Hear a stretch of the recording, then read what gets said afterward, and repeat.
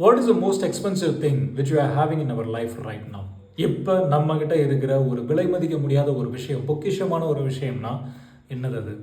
வீடு கிடையாது, கார் கிடையாது, பங்களா கிடையாது, பல கோடி மதிப்புள்ள சொத்து கிடையாது, வருமானம் ஈட்டு தரக்கூடிய ஒரு வியாபாரம் பிஸ்னஸ் கிடையவே கிடையாது, மெட்டீரியலிஸ்டிக் திங்ஸ் எதுவுமே கிடையாது. அப்புறம் என்னது அது?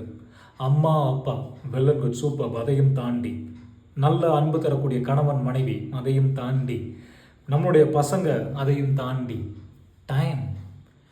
Time is one of the most precious and expensive thing. விலை மதிக்க முடியாத மோஸ்ட் எக்ஸ்பென்சிவ் திங் நம்மகிட்ட இருக்கிறது டைம் தாங்க. டைம் ஸ்டார்ட்ஸ் நவ் அப்படின்னு சொல்லுவாங்களே, அந்த மாதிரி தான். நம்ம பிறந்த அடுத்த செகண்ட்லேருந்து நம்மளுடைய டைம் ஸ்டார்ட் ஆகுது. அதுக்கு முன்னாடி இருந்தே இருக்குது, பட் அந்த செகண்ட்லேருந்து நம்மளுடைய டைம் ஸ்டார்ட் ஆகுது. நம்மளுடைய டைம். பெரும்பான்மையான மனிதர்கள் தப்பு பண்ணுற விஷயம் எது அப்படின்னா, we are spending major amount of time for a minor things, minor amount of time for a major things. எதுக்கெல்லாம் அதிகமாக டைம் பண்ணணுமோ அதுக்கு பண்ணாமல் அற்பத்தனமான சில விஷயங்களுக்காக அதிகப்படியான டைம், அதிகப்படியான எனர்ஜி ஸ்பெண்ட் பண்ணிகிட்ருக்கோம். நம்மளுடைய க்ரோத் கண்டிப்பாக பண்ணணும், நம்மளுடைய ஃபேமிலி அதிகமாக ஸ்பெண்ட் பண்ணணும், நம்மளுடைய பார்ட்னர் அதிகமாக பண்ணணும், நம்மளுடைய பீஸ், அது உதவக்கூடிய சில விஷயங்கள், நம்மளுடைய லைஃப்பில் பர்பஸ் என்ன அப்படின்னு தெரிஞ்சுக்கிறதுக்காக அதிகமாக டைம் ஸ்பெண்ட் பண்ணணும்.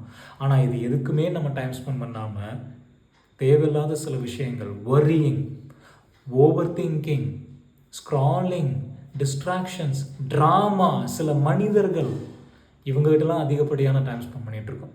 இதெல்லாம் எதுவுமே நம்ம லைஃப்பில் வரப்போகிறது இல்லை. இதெல்லாம் முக்கியத்துவமே இல்லை. ஒரு கிராண்டர் லென்ஸில் பார்க்கும்போது இதெல்லாம் எதுவுமே முக்கியத்துவம் இல்லைன்னு தெரிஞ்சுமே அதிகமாக டைம் ஸ்பெண்ட் பண்ணிகிட்ருக்கோம்.